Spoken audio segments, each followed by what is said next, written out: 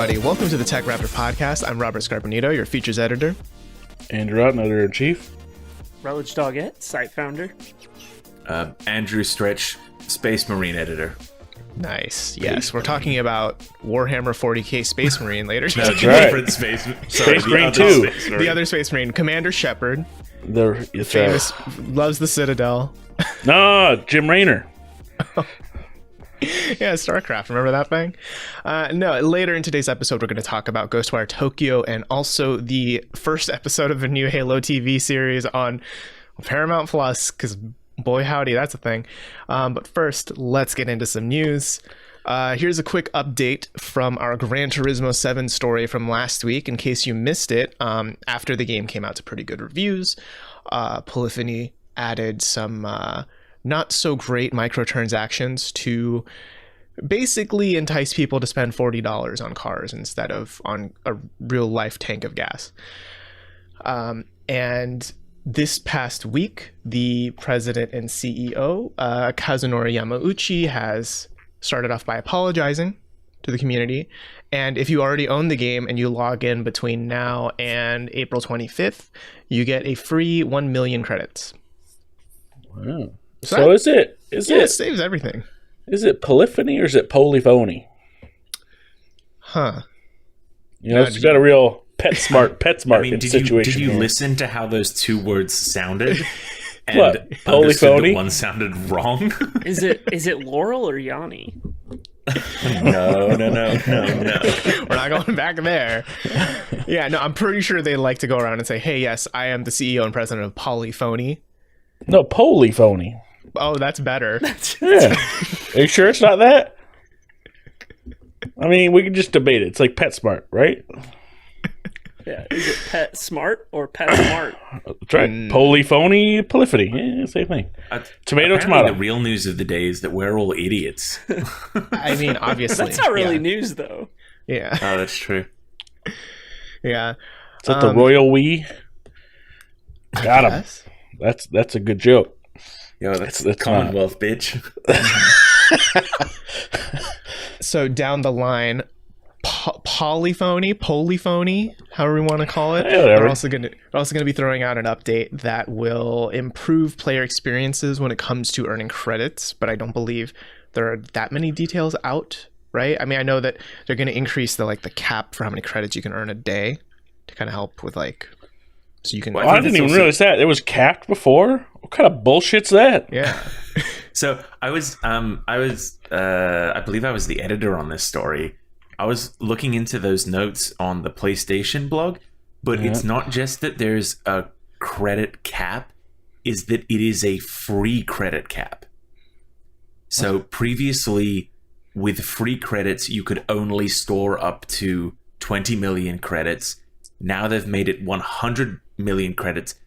I didn't do that much more digging, but the fact that this was a free credit cap, I have a feeling that, like some MMOs do, that you can have as many premium currency as you want, or as many that you've purchased, kind of pushing people to be well, you've got 200 million in the bank, that's what you can have. But hey, if you want to spend $20, you can get another 5 million elsewhere. Man, that's some weird horse shit. But remember, guys, the week before, they didn't want to encourage players to have to grind. They still want to make it fun without pushing microtransactions either. They just had a cap on how much you could earn. So they said everybody's getting a free million for logging in, right? Yes, if you already own the game, so you can't go out right now and buy it to get the free Oh, million. God forbid that flood the market. Yeah. So how much is a million? What is the what can I get with that? I don't know. I don't have any reference.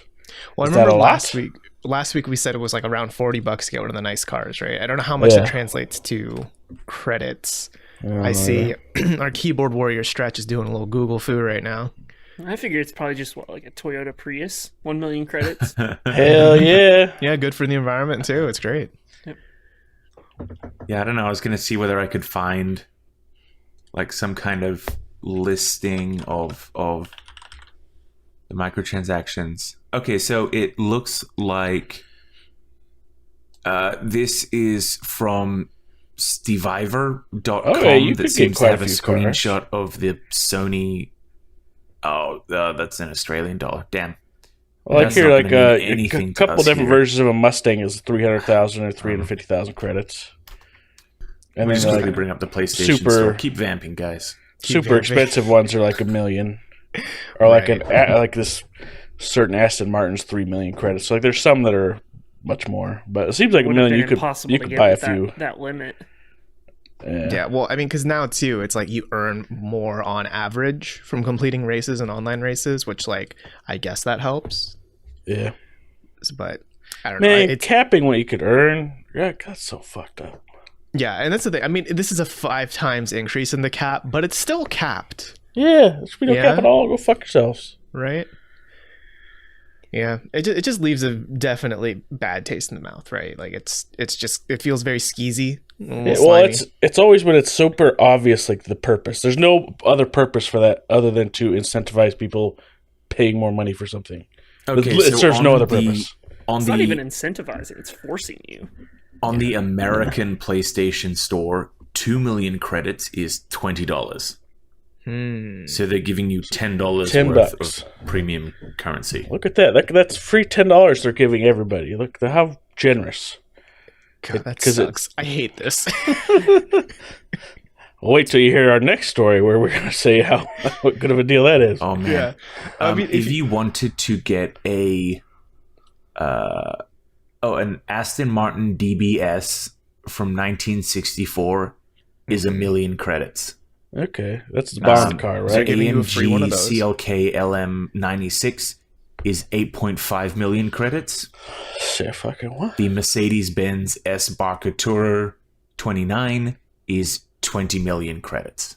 So that's the original cap. You needed to grind to cap to buy that. To get God. that specific single Mercedes-Benz. And I mean, I've just pulled an image that seems to have been originally used in a Eurogamer article. But yeah, you would have had to have reached cap to purchase a car. Mm-hmm. Well, now you can buy that car 5 times over. That's true. And I guess, knowing that the Mercedes-Benz is 20 million and we know that 2 million is $20, right? That's what I said? Mm-hmm. So it's a $200 car, which Yeah.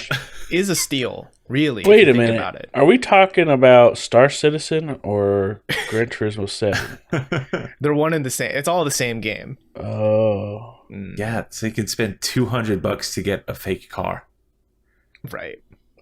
You know what's great about that? When Gran Or you can Turismo spend 8 comes $40 out, to leave your house. Gran Turismo 8 comes out, and you won't be able to use that fucking car. Yeah. But at this rate, Gran Turismo 8 won't come out until like the PlayStation 7. So, Still. you'll have a long time with that Mercedes-Benz. So what all of Fair this situation reads to me is an over-ambitious course correct. Like, I mean, it may be like thinking maliciously of the developer, but it's either they wanted to push that barrier and see at what point would the customer base fight back, and they found it immediately. Or whether, because they put themselves in a situation that people were happy with, they've got people into a situation that they're really not happy with. Now, kind of anything that they do at this point may be foreseen or may be perceived by a lot of the player base as, well, it's better than the shit it used to be. Yeah. Then I'm wondering if they're using I'm the sure. worst situation or the horrendous situation to then make a worse situation seem better.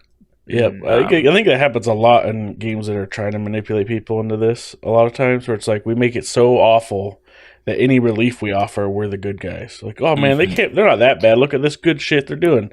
It's like, yeah, but they did the bad shit to begin with. I know I've spent a week whipping you, but I'm now going to give you dog food. Yeah. Thank you. So like it, enjoy it. Yeah. Hey, it's better than it was. I don't know, what I find really baffling about all of it is that when you think of racing games, or like when you think of microtransactions across the board in video games, right? Like look at something like an Assassin's Creed, where the recent ones are pretty notorious, where like when you pause the game, there's the little store button right there, so you can buy your XP doublers and time savers and also costumes, right? Like it's there, but that doesn't change the fact that a lot of people still buy Assassin's Creed games and play them, right? Time savers, I have less of a problem with. As a man with a full-time job, and honestly with TechRaptor 2 full-time jobs, the ability for me to take $20 that I earned in my 40-hour week, that will cut down so much grinding. Actually, like, there's a balance there of the whole, when you're young you have all the time but no money, and when you're older you have the money but no time. Right. I mean, I guess the point isn't necessarily about like the nature of the microtransactions themselves. It's more like, so they exist, they're there in Assassin's Creed and other games like that. But action adventure games are like the mainstream, where even if you piss off 10% of the player base that will never play your games again, you still have millions of other people playing it, right? Racing games are just niche enough. In the same way, like fighting games are just niche enough, where if you really sour the player base on Gran Turismo 7, like that is really going to hurt a lot more than it would with like a mainstream action adventure title, Yeah.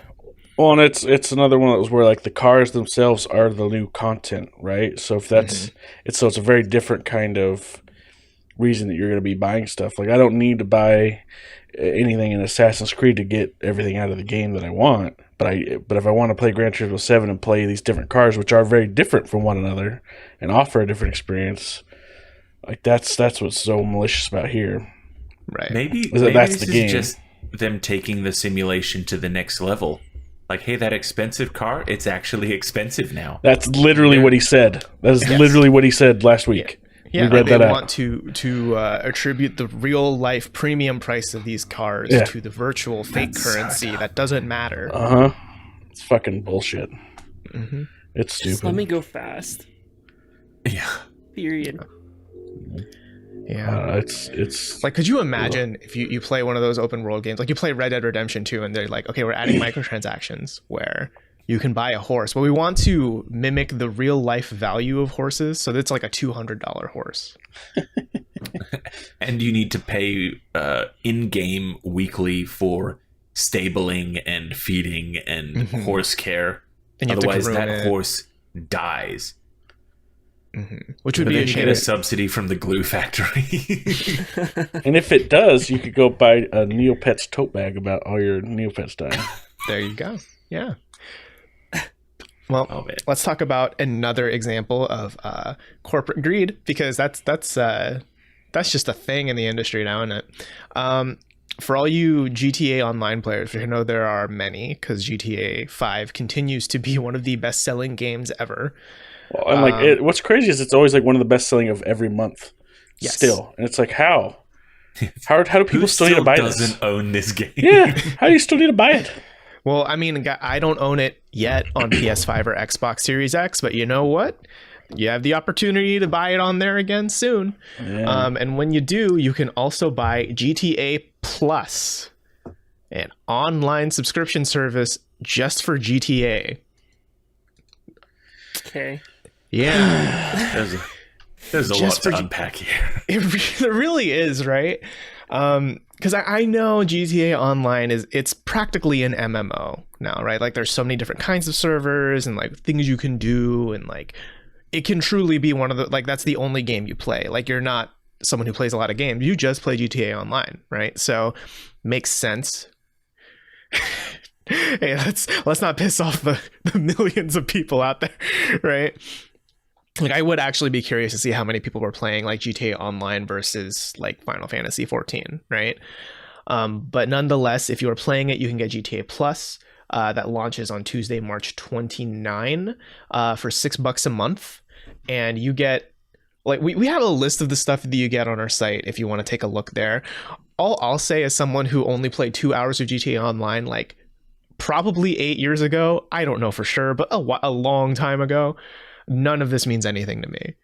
but I'm sure it means something to the loyal fans out there who get really excited over the conveyor livery for the Mammoth Avenger, HVYAPC, and TM02 Conjali. It sounds like gibberish. So much like what I've just done with the Gran Turismo 7 to compare the microtransactions to this and that.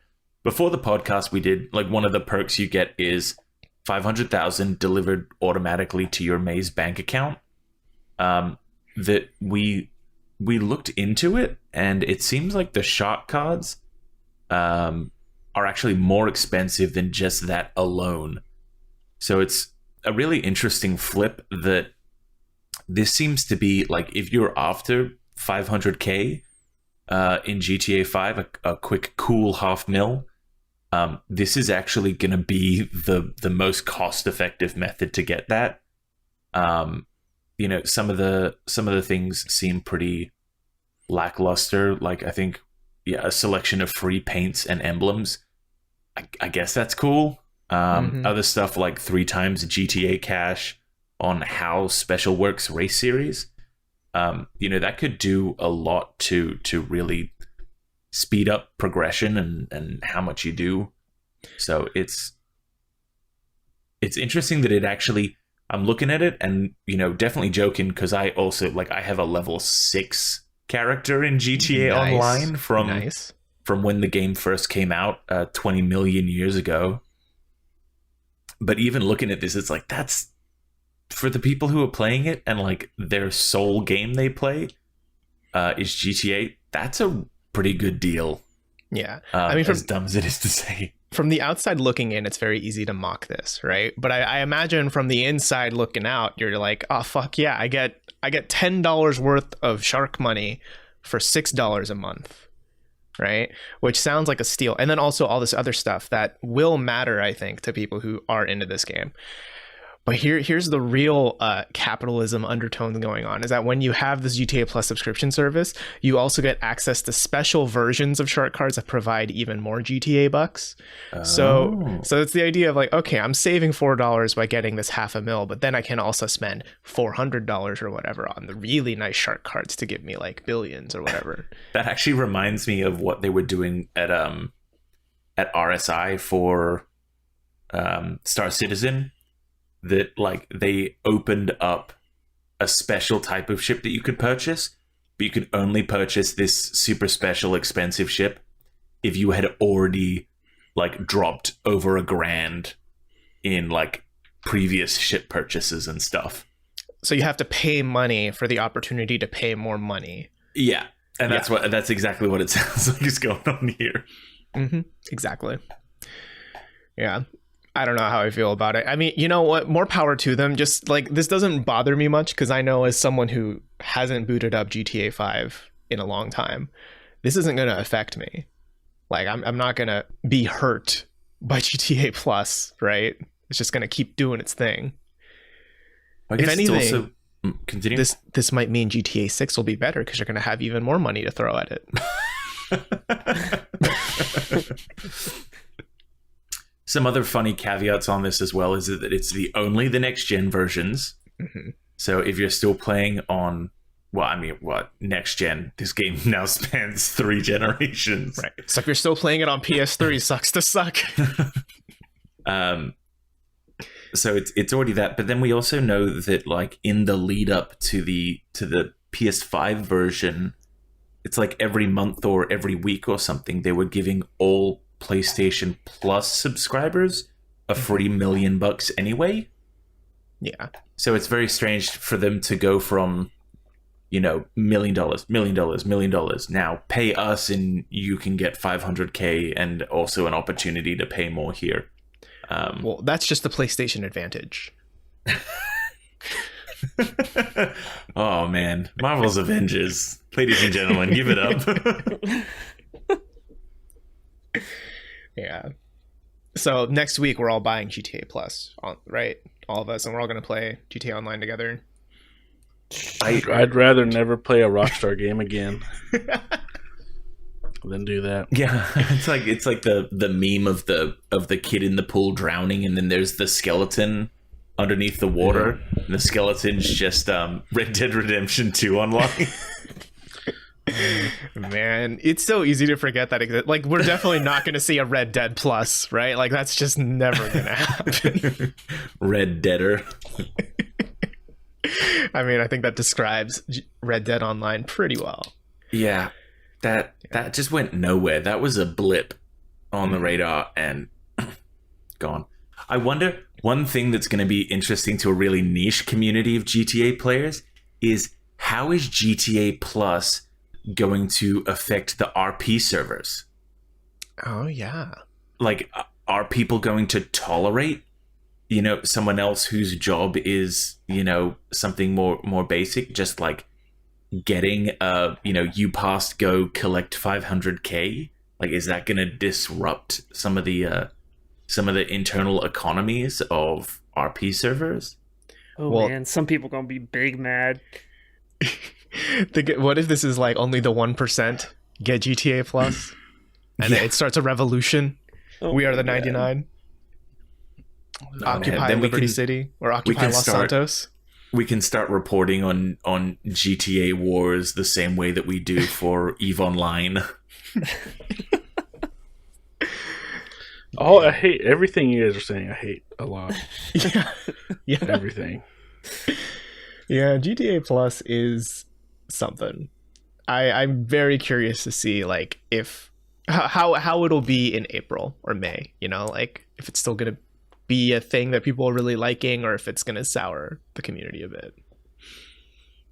It doesn't matter. I think the whales will continue to whale, and the people who don't want to drop a cent in will continue to avoid, and it's just Rockstar accepting people's credit card information. Yeah, I mean, everybody's racing to get. We've all become so used to like, here's a subscription service. Everybody's racing to get you in on one. Mm-hmm. That's all it is.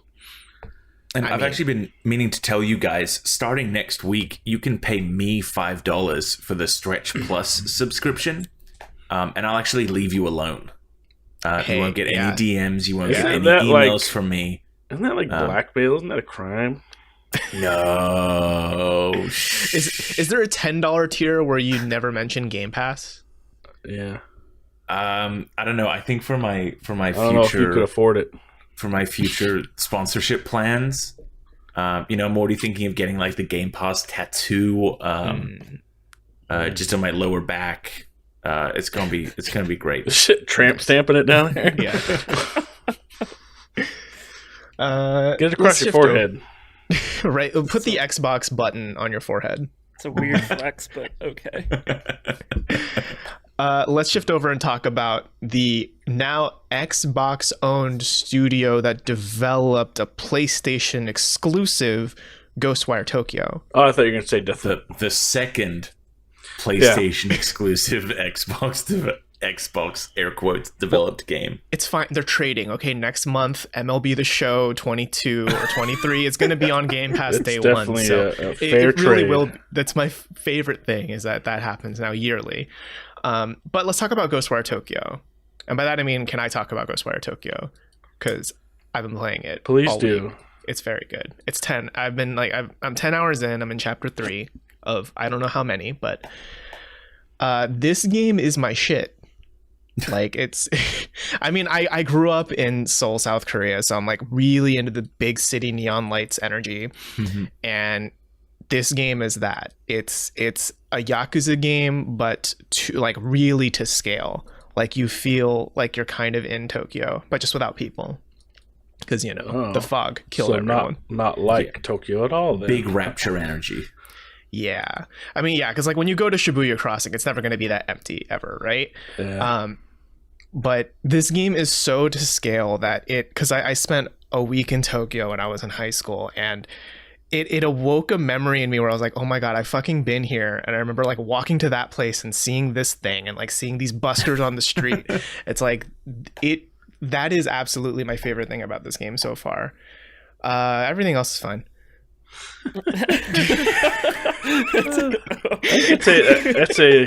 it's a good argument for why it's like, all right, we need to see something else other than New York City in games. Mm-hmm. Yeah, well, because ever since I got really into and it was around, I would say, mid 2000s to early 10s. That's when like open worlds really, really got huge, right? And for the longest time, I've thought, I wish they made an open world game like in an Asian city, like one of the big mega cities, like Seoul or Tokyo.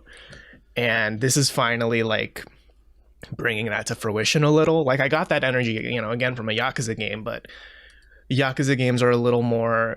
Man, if the Sleeping Dogs developers hear this, they're going to be real sad. I played that too. It was fun, but it also was not like it was it was Hong Kong, right? Fictionalized, yeah, but I don't think it was like an exact to scale, right?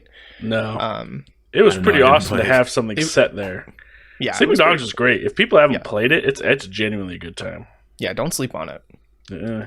Yeah, maybe we'll get Sleeping Dogs 2 eventually. Never. No, we won't. We won't. But yeah, Ghostwire Tokyo, I think from a gameplay perspective, I think the easiest way to describe it is it's an open world shooter, first person shooter. Instead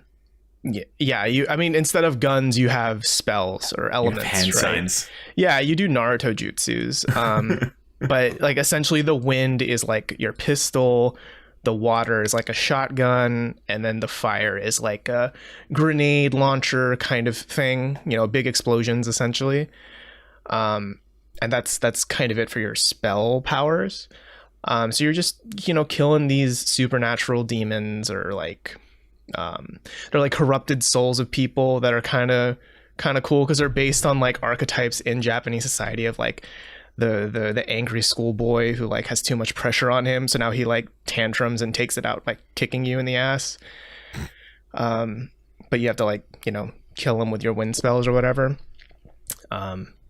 And the story, I think, is it's fine. It's your pretty typical, like, guy needs to save his sister, and he needs to make an shaky relationship, like buddy cop relationship with the spirit to find his sister and save her and all that stuff. So I wouldn't say the story is what you're here for. I think it's more the vibe, the feeling that I'm in Tokyo, neon everywhere. The rain's pretty fucking cool. Like, it's just a vibe, Mm-hmm. The big city and the yokai everywhere and stuff. Yeah. And I think, too, the DualSense is pretty cool. If you're playing it on PS5, DualSense feels really nice in it. Like, when you pull out your weapons, like, the controller kind of hums a little bit. Well, like, your spells. Because, the energy's floating around your fingers. So, like, you feel that in the controller. When you charge up your spells, it, like, rumbles a certain way. Like, it's kind of hard to explain. You just have to like feel it, but it's definitely a really nice feeling. How did you feel about the floatiness on aiming? Because like I'm like an hour and a half into it. I've just gotten into chapter 2. They're just teaching me some extra stuff, but I probably spent a good 30 minutes tuning and tweaking the aiming. It felt extremely sluggish. Yeah, I know a lot of people have been complaining about that, and at first it was definitely something I had to get used to, but now I think it's one of those things where like I kind of compensate for it like on my own. You took the I'll learn it versus the game's gonna learn approach to it. Yeah, like I didn't want like I was thinking I don't want to fix this because I don't want to deal with that. I'll just get used to it, which I can see that being like a little bit of a turnoff. I hear it controls better on mouse keyboard if you're playing on PC, but I can't say for myself. But I do see that being a little hurdle, especially like because the gameplay, the combat especially can feel a little bit like basic, and that sluggishness does not help because you have these enemies coming at you, and like they move like they're melee combat for a lot of them, so I have to rush at you, and there's no like dash or dodge. You just have a block. So it kind of feels a little like that doesn't help with the sluggishness, because if it already feels sluggish to control and then you're not very nimble, you just kind of feel like a tank almost in a weird way. Yeah, I think yeah, especially with like the kind of waviness. I think tank is a really good way to explain that floaty feeling. Mm-hmm. Yeah, and I really think for me it's this is a game where I know I'm very biased because for me it evokes a lot of nostalgia, and it's like super up my alley in terms of the things I like to see, and just I'm gonna be forgiving this game for a lot of stuff. So take that for what you will, because I think outside of the mood, it's very typical open world stuff, right? Like cleanse this shrine to unlock more of the world. It's basically like towers, right, in Assassin's Creed games, or like it's super collectathon-y. Like there's a lot of shit to collect, and some of them upgrade you, some of them are just things to collect, right? But it's like I could see that being a little bit of a turnoff too, right? I think it's just very much about the character and energy of this game that is either going to win you over or not.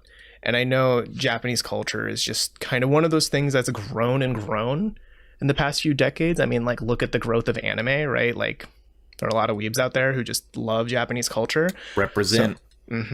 So I'm curious how the world has gone to shit. You're right. Yeah, so I'm curious how much that growth in the demographic, like just of the audience of people who consume video games, is going to affect this game, because this is very much like, if you're one of those people who really wants to see what Tokyo is like, but you don't have the money to fly there, I can see this game being like not the perfect substitute, because nothing could substitute it, but it's like it's a nice window to peek into to get a taste of it.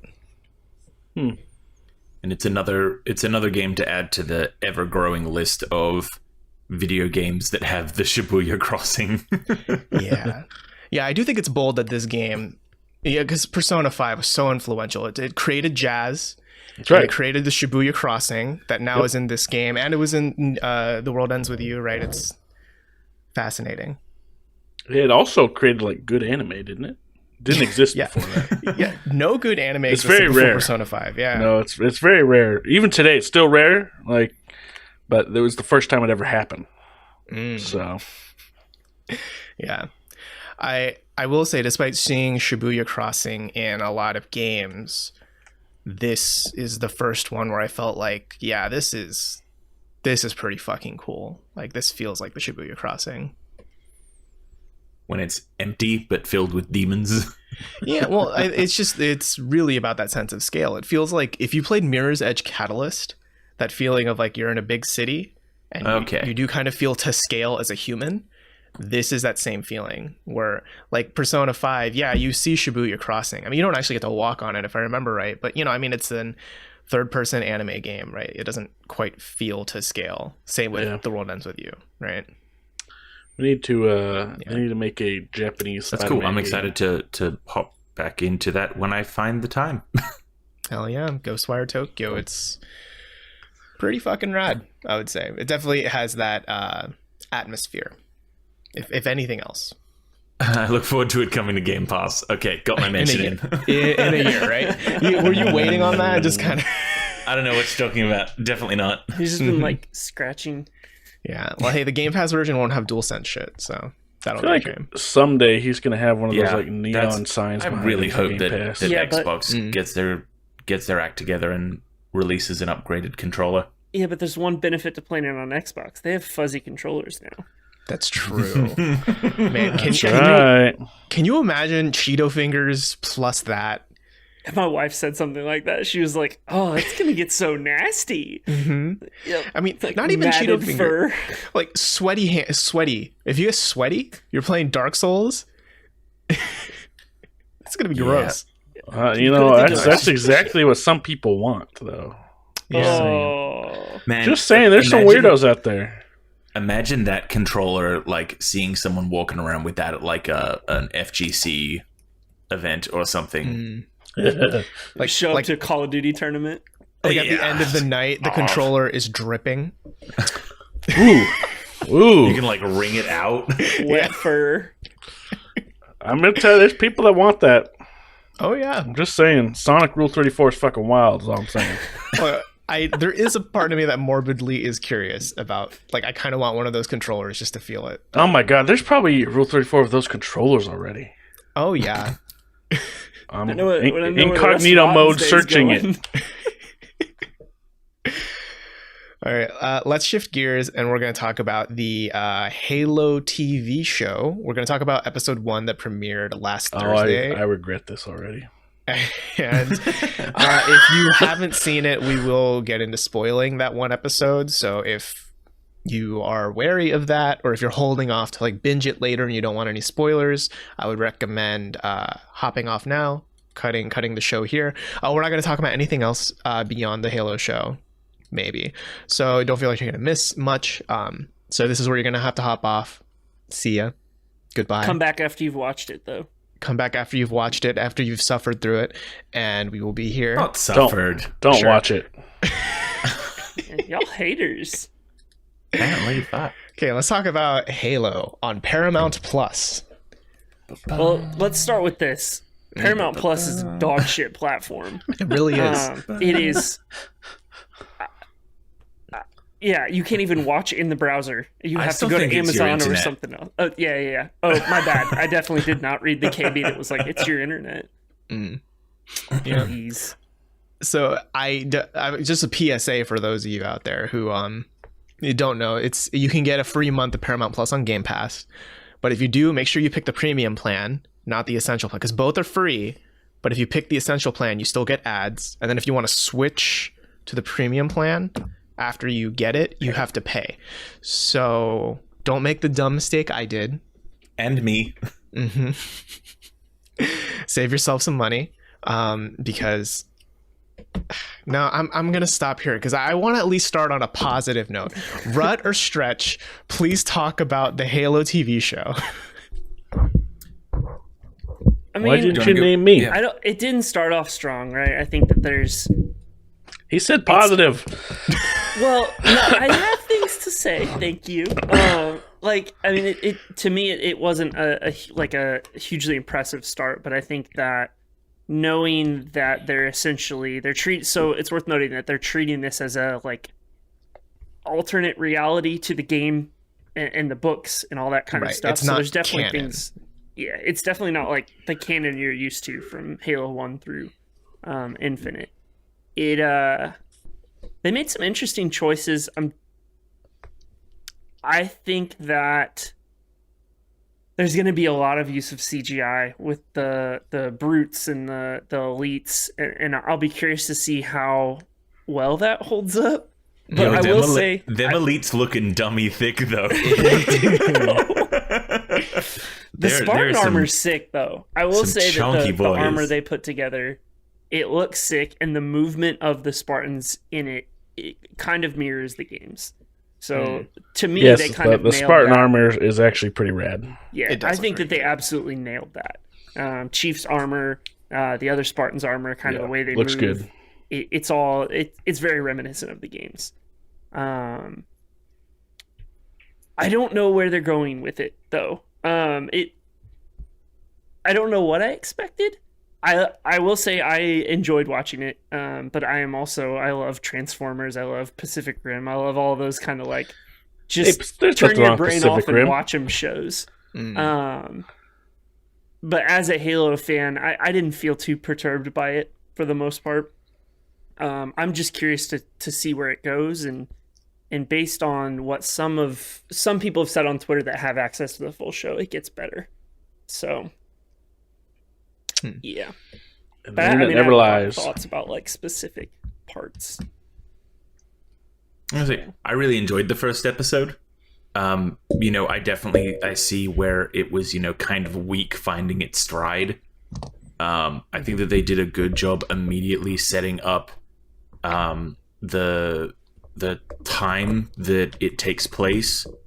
That there are insurrection camps and no one in the insurrection resistance. What do they call the Rebels? The Rebel they were calling Alliance? them insurrectionists. Like Yeah, if you saw the insurrectionists. HUD Yeah. in the show, it was insurrectionists. So the insurrectionists don't even believe the air quote UNSC propaganda about the aliens, but then to have Covenant troops knock on their front door was really cool to see. Kind of, they did a good job establishing a tone for where it's going to be. We saw plasma weapons absolutely ripping through some people, but it's okay. They had horrendous haircuts, so they deserved it. I don't know why. Like, you know, we're in the future. Everyone's more civilized. We have all this technology, but you're wearing mullets and you look like you got attacked by the business end of a weed whacker. What the fuck is going on? Yeah. Hairstyles are straight wild. Yeah. And for them to show in that combat, that first encounter so quickly, how useless humans are and how the physical weapons. I loved the CG of the shield effects as it like played up. But they did a really good job of being like, humans are idiots and still weak. We have reliance on old cars from the early 2010s. But then also to have Master Chief and Silver Team drop in, immediately coordinate with one another and show off that that Spartan training that they have. Part of me felt like they moved a little bit too fast in the armor, but then I guess, you know, hearing you say like that's so much more reflective of the games, it's kind of, it looks heavy, but they're able to move quickly in it, which, you know, I probably see in my brain as like a bit uncanny valley, like, well, you wouldn't be able to move that quickly, but also they're super soldiers. Yeah. So that probably does make more sense. They're worth 100 Marines, you know. Yeah, I mean, I've seen it. But yeah, I'm excited. The setup that they do in regards to, you know, this character Quan Ha and Master Chief kind of taking a moral stand, and even Halsey being like, "Hey, Silver Team, these are what people are telling you. Don't follow that." Yeah, murder the Marines if they try and take Chief. Yeah, that was kind of like, whoa. They do a really good job showing that flip side of Halsey between, you know, yes, I'm illegally continuing my clone experiments. Yes, I don't care about you. Yes, I don't care about rank. And then, like, she thinks about Master Chief, and you can just, like, see the warm eyes of a mother. And it's just like, well, that's weird. But I think, you know, on its own, I think that this is going to be a situation of, as the story progresses and we know where it's going to go, we're going to be able to look back on episode 1 more favorably. Not knowing where it's going. Like, I think at the moment, the biggest thing that I took away from this is that they've set up everything. I know exactly in the timeline where they are. I know how the dichotomy is between all the characters. It was a setup episode. But where they're going, like Rut said, I don't know where they're going. I mean, maybe Reach will get glassed. Maybe it won't get glassed. You know, this could be, you know, 10 years before the fall of Reach. And I just don't know. But I think it shows a lot of potential.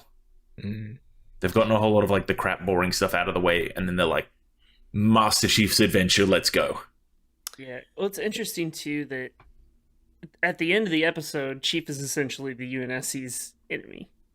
And so I'm kind of curious to see if it kind of flips back to what we're used to, where he's like the golden boy, and how we get to that point, if we even do, or if this is going to be just a completely kind of divergent timeline that's vastly different from what we've seen in the games and the books. And the fact that Silver Team is clearly going to play some sort of a role through the series, at least from the impression I'm getting, is interesting too.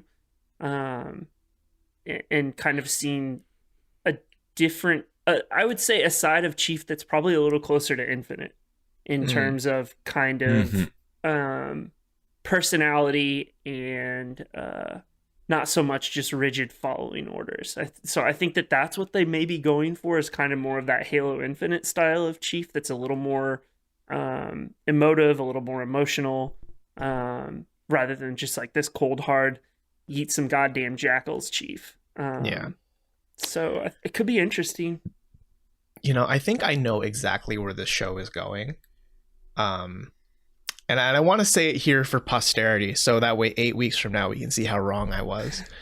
I want to put this out on the internet. I think because the showrunner hasn't consumed Halo, right? From my understanding, the showrunner has not played the games, read the novels. So I think Right. that there was a quote. I think the quote, it was like very selectively taken. It was specifically that they hadn't looked to the games or the content, like previous expanded universe content for Halo, when they were doing research for the story. So but of course everyone posted it online as, this guy doesn't know what he's talking about. Okay. So I'm not sure his familiarity. I just know that they were specifically looking to not do a TV show that would be based in known content.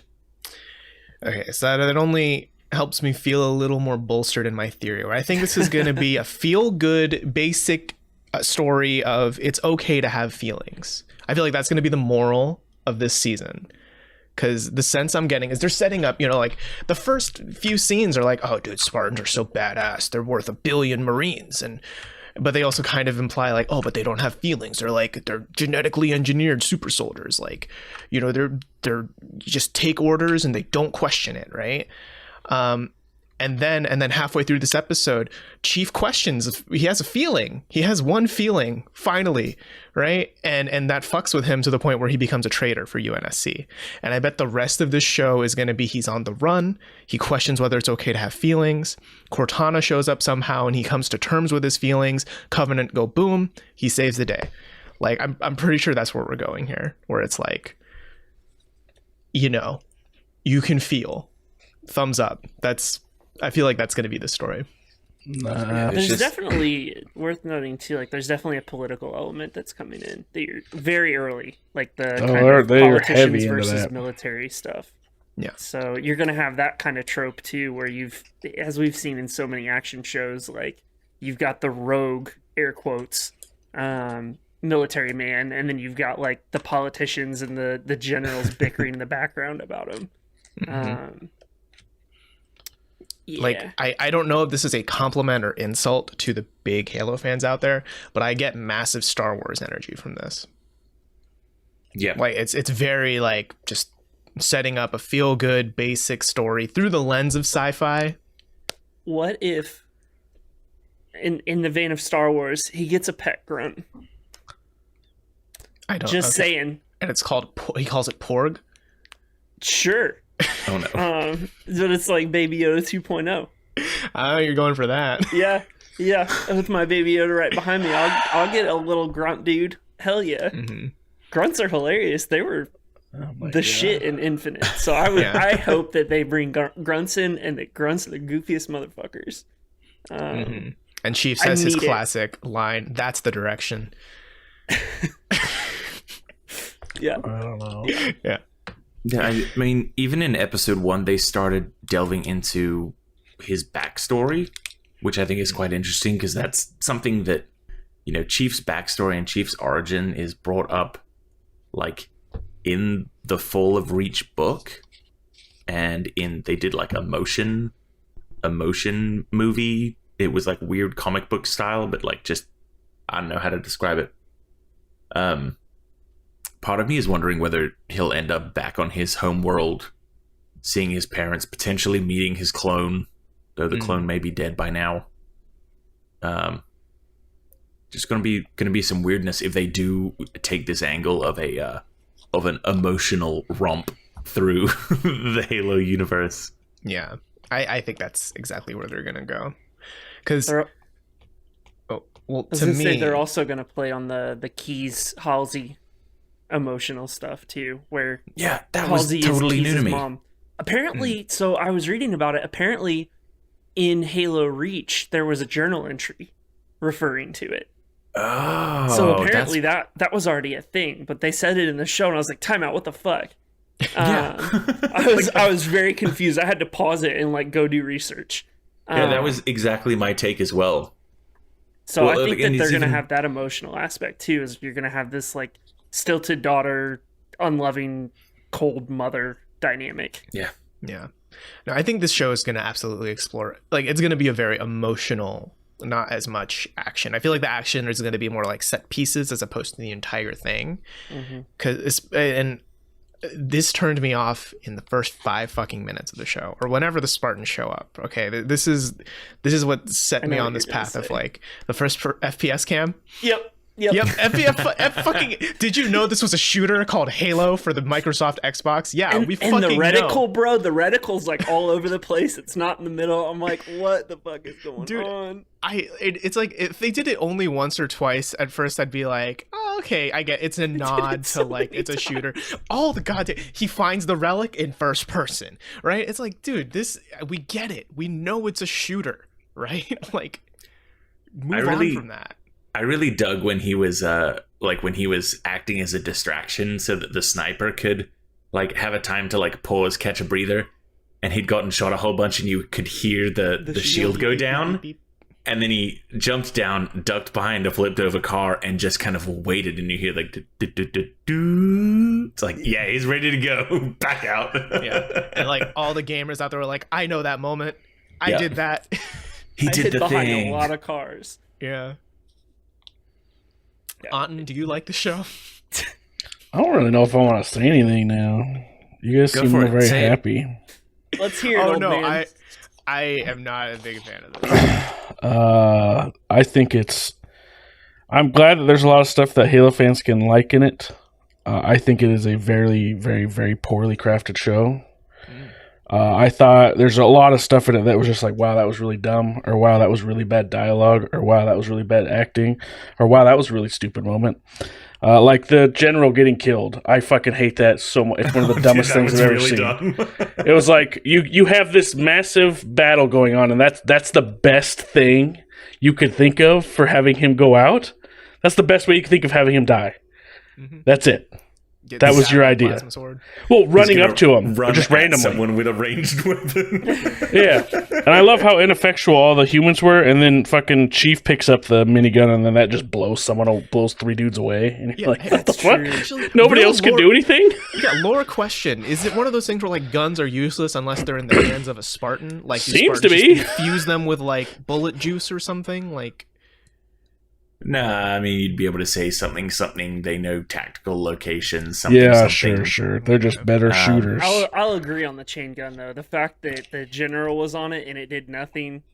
Then Suddenly, Chief. It up and he's just shooting people. Yeah, he blew three elites away just immediately, and it's like, okay. Well, it's useless on a truck, but when you rip it off with Spartan strength, that's right. That's the real when you're holding it. So I didn't like most of that. I was like, this looks bad. I think the CGI was bad.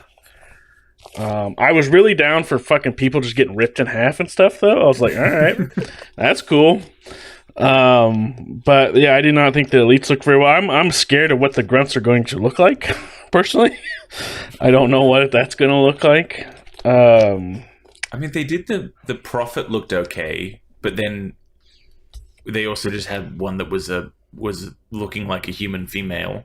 I'm pretty sure it was a human female, and she had like a book that was from whenever they probably took her. Yeah. That was the impression I got. Yeah, that's what I took. Human through and through, yeah. And I don't know. The whole political setup was like, okay, this is boring to me. It's I've seen this before. Million times. Like you're saying, I fully believe that Chief's going to be part of some rebel fucking army that then convinces the two sides to come together for one big battle at the end. That's what I think the story's going to be. Mm-hmm. And he does it with all the feelings he learned from his memories. He's all like, oh, I've been spending time with the rebels. You guys just don't understand. Yeah. Blah, blah, blah. Him and his baby grunt. That, or they just, the UNSC is the analog for the fucking Empire, and he's part of the Rebel Alliance, as you were saying. Star Warsy. Yeah. That would be interesting. I don't know. I will try the next episode. It depends on how that goes if I'll bother. I thought it was really funny too how quickly they established the in-universe reason why Chief is always wearing his full suit of armor, because all the main processing of it is in the helmet. So if the helmet comes off, then it ruins this, yada yada yada. And then I think it's 5 minutes later he takes off his helmet, turns around and in game we still haven't seen Chief's face, right? The closest we have gotten to seeing Chief's face in game was an extreme close up on his eyes. So how did that? about what we know is that he's pale. So how did this No. make Halo fanboys feel? I think some people were pretty torn about the idea of Chief revealing his face, and kind of that idea of, if you don't know who Chief is under the armor, then he can be anyone. It makes it easier to like self-imprint on Chief. But we also canonically know what he looks like as a child from the books, so it's not really like, sure, we don't know exactly what he looks like in game, but it's not like we also don't know who he is. Yeah. I don't know personally if I'm gonna finish this show. And I mean, granted, I'm coming at it from a very, like, I am the guy who asks, can you explain why Master Chief is cool, right? Like, That's right. this is very not my wheelhouse. So I don't even know if I'm gonna like get. You understand why he's cool now, right? Look at him. He jumped over that elite dude and was shooting him the whole time, and then he ran around and shot another guy, and then he picked up a minigun and shot 3 guys. If I'm being honest, I think this show convinced me that I don't think I'm ever gonna vibe with Master Chief, because Master Chief, because at first, I was like, okay, he's like a man of few words, he's a man of action, and this is boring, and I'm not a fan. This version of Chief is a man of words, because he does speak a lot. I would say he has more lines in this one episode than he does in all of Halo Infinite, and then he does that one really shitty I eat nuts and bolts. That was a joke.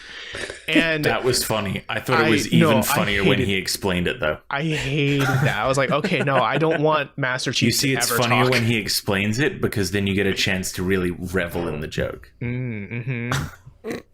Like, I think it would have been better if he didn't say this as a joke, because then I'd be like, oh, okay. So he does have a little bit of a sense of humor. But then when he explains it, it's like, I hate this.